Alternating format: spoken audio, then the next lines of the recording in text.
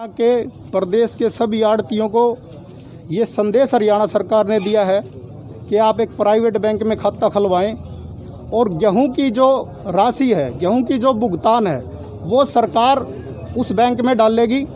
और सरकार ने ये निर्देश आढ़तियों को दिया है कि वो संपूर्ण पेमेंट आप किसान को दो। उसका कोई पैसा अगर आपने लेना है तो आप नहीं काटेंगे, आप पूरा का पूरा पैसा किसान को दो जो हम आपको देंगे। पूरे प्रदेश के आढ़तियों ने सरकार की इस नई नीति का पुरजोर से विरोध किया है और सरकार की मंशा हरियाणा के आढ़तियों के प्रति, हरियाणा के किसानों के प्रति, हरियाणा के मजदूरों के प्रति बिल्कुल भी ठीक नहीं है। जब भी हरियाणा में फसल का माहौल बनता है, 6 महीने में एक फसल तैयार होती है, पूरा हरियाणा का आढ़ती, व्यापारी, किसान, मजदूर उस पर निर्भर है। और ये हरियाणा की खट्टर सरकार एक नंगी तलवार पूरे प्रदेश के आढ़ती और किसानों के लिए फसल आते ही तैयार हो जाती है खड़ी होकर। उस तलवार को दिखा के पूरे प्रदेश के आढ़तियों को और किसानों को हर फसल पर डरा धमकाया जा रहा है। एक बात समझ में नहीं आती, जब हरियाणा का किसान, जब से हरियाणा बसा है, हिंदुस्तान बसा है, हरियाणा की मंडियों में आता है। सरकार ने ये मंडियां बनाई हैं, सरकार ने ये प्लाट काटे हैं ताकि किसान यहाँ फसल लाए, अपनी फसल का उचित दाम मिले, अपने पैसे ले खुश होके जाए। आज हरियाणा के किसी किसान ने कभी भी इस बात की कोई मांग नहीं करी कि मेरी जो फसल बिकती है उस फसल का पैसा मुझे आढ़ती से मिलता नहीं। साथियों, आप पढ़े लिखे हो, सभी पत्रकार बंधु, ये निर्णय हरियाणा सरकार जब तो ले सकती थी जब हरियाणा का किसान ये कहे कि हम फसल बेचते हैं, हम इतनी मेहनत से, मजदूरी से, खून पसीने से अपनी कमाई करते हैं जो फसल की, और आढ़ती हमें पैसा नहीं देता। फिर तो ये सरकार कर सकती थी। हरियाणा के एक भी किसान की मांग नहीं। और इस नई नीति से हरियाणा सरकार को कोई फ़ायदा नहीं, हरियाणा के किसान को कोई फ़ायदा नहीं, हरियाणा के आढ़ती को कोई फ़ायदा नहीं। जब किसी नीति का पूरे प्रदेश के किसी व्यक्ति को कोई फ़ायदा नहीं होना, उल्टा नुकसान होना, बेरोज़गारी बढ़नी, तो ये सरकार ऐसा क्यों कर रही है? क्यों किसानों को और आढ़तियों को बेरोज़गार करने पे तुली हुई है? इस सरकार की मंशा ठीक नहीं है। हरियाणा की सभी मंडियों ने आज अनिश्चितकाल हड़ताल की है। आज मतलोडा अनाज मंडी भी उसके साथ है। हम सब ने अपने लाइसेंस, अपने आईजे फार्म और अपने एच रजिस्टर, जिसमें हम डेयरियों की एंट्री करते हैं, मार्केट कार्यालय के सचिव महोदय को जमा करा दिए हैं। हमारा ये कहना है कि यदि आप लोगों ने इसी तरह से इस फसल का भुगतान करना है तो फिर आप ही करें इस कार्य को, फिर आढ़ती नहीं करेगा। आढ़तियों की अपनी लिमिट भी हैं, उनमें रोज़ हम पैसे लेते देते हैं। यदि उनमें हमारे जो व्यापार की जो ट्रांजैक्शन है, यदि उनमें नहीं हुई तो आढ़ती उनमें डिफ़ॉल्टर हो जाएगा। और सबसे महत्वपूर्ण बात यह है कि किसान और आढ़ती का जो गठजोड़ है ना, इसको तोड़ने की सरकार कोशिश क्यों कर रही है? अगर ये गठजोड़ टूट गया पत्रकार बंधुओं, मैं आपको साफ तौर पे बताता हूँ, पूरे हरियाणा की अर्थव्यवस्था ख़राब हो जाएगी। क्योंकि ये पूरी दुनिया जानती है कि हिंदुस्तान और हरियाणा सिर्फ़ और सिर्फ 70% कृषि पर निर्भर है। हमारा देश भी, हमारा हरियाणा भी। यदि ऐसा हुआ, किसान खेती नहीं कर पाएगा। आज फसल 2 लाख की होती है तो हरियाणा का आढ़ती, मेरे पास कोई किसान फसल बेचने आता है, 2 लाख की फसल बेची, हम उसको 4 लाख भी दे देते हैं ज़रूरत है तो। क्या सरकार देगी?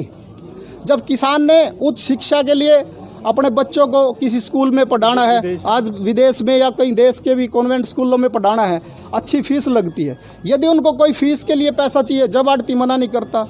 कोई शादी ब्याह बच्चों की करनी है, सबकी जिम्मेदारी है, जब आढ़ती मना नहीं करता। कोई मकान बनाना है, जब आढ़ती मना नहीं करता। और भी समाज की बहुत सारी ऐसी जिम्मेदारियां हैं, भगवान ना करे कोई यारी बीमारी भी हो, तब भी आढ़ती उसको मना नहीं करता। यदि सरकार इस गठजोड़ पर अपनी ताकत दिखाएगी, अपनी तानाशाही दिखाएगी, तो हरियाणा को बिल्कुल बर्बादी के कगार पर ले जाएगी ये सरकार। इस बात से हरियाणा के किसी का भला नहीं होना। हमारा पड़ोसी राज्य पंजाब है, सब आप सबको पता है, वहाँ भी जो पुराना पैटर्न है उस पर खरीद हो रही है। हमारा ये कहना है कि सरकार को यदि किसान का कोई भला चाहती है, प्रदेश का कोई भला चाहती है, हरियाणा के आढ़तियों का कोई भला चाहती है, तो कोई अच्छी नीति बनाए कि किसानों को हर फसल का दाम उचित मिले। आज हरियाणा के आढ़तियों के 1000-1500 करोड़ रुपए चावल के निर्यातकों की तरफ खड़े हैं, वो पैसा दिलवाए, जिससे वो पैसा किसानों का भी तो है।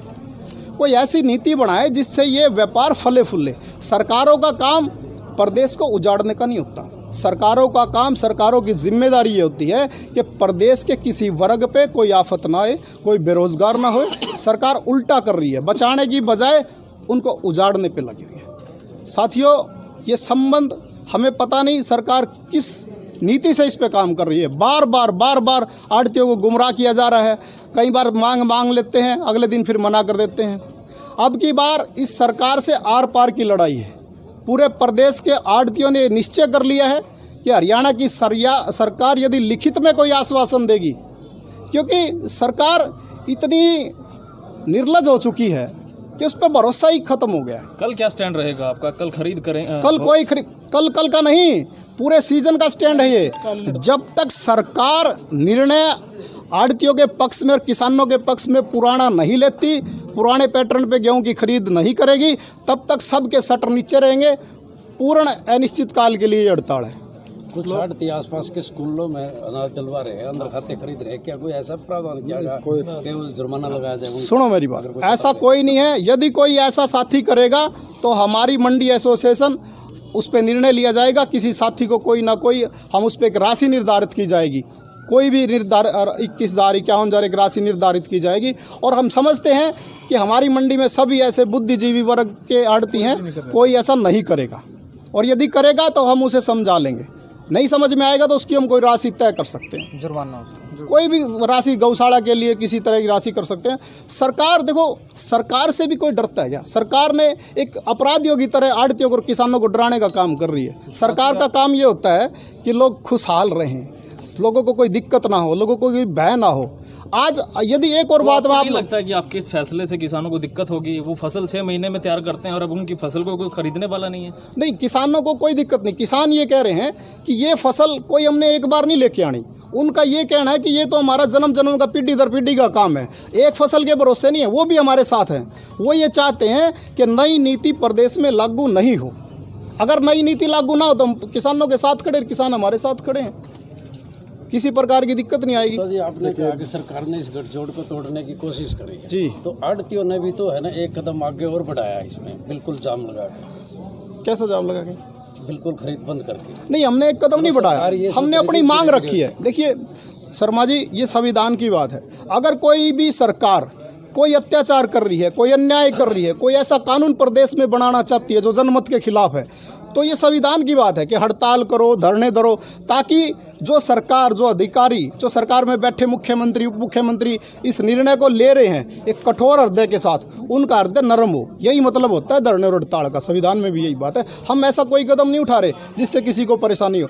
हम तो सदा के लिए इस व्यापार को और आड़तियों की जो किसान के साथ जो संबंध है उसको सदा बरकरार है, जो पीढ़ी दर पीढ़ी चला रहा है। और यदि हरियाणा सरकार, मैं तो एक बात और आप लोगों के माध्यम से कहना चाहता हूँ, यदि हरियाणा सरकार ने ये निश्चय ही कर लिया, अब लड़ाई आर पार की हो गई कि हरियाणा में आड़ती व्यापार को छोड़ दें, तो मैं आप लोगों के माध्यम से हरियाणा सरकार को कहना चाहता हूँ कि जिन हरियाणा में आड़तियों की उधार है वो उधार दे, जो मार्केट वैल्यू इस दुकान की है वो वैल्यू दें, और कम से कम 5-5 करोड़ रुपया हर आड़ती को दे।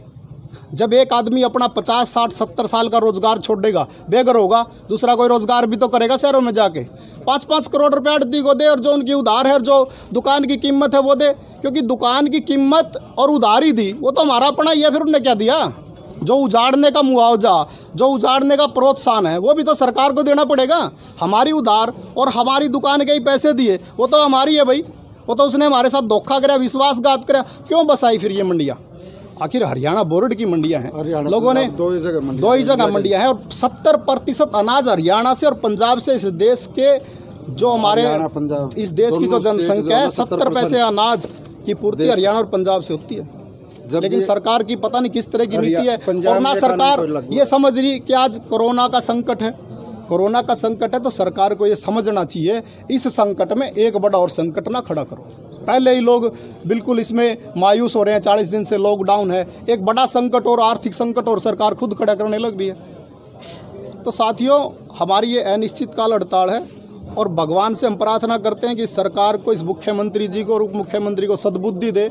जो एक चीज़ आप भी सोचो, जो एक चीज़ सही चल रही, जिसकी कोई मांग नहीं कर रहा, जिसके करने से किसी को लाभ नहीं होना, उल्टा बेरोजगार हो रहे हैं, उजड़ जाएंगे, मजदूर, किसान, मुनीम सब उजड़ जाएंगे। ऐसा सरकार क्यों कर रही है? समझ में नहीं आता हमारी।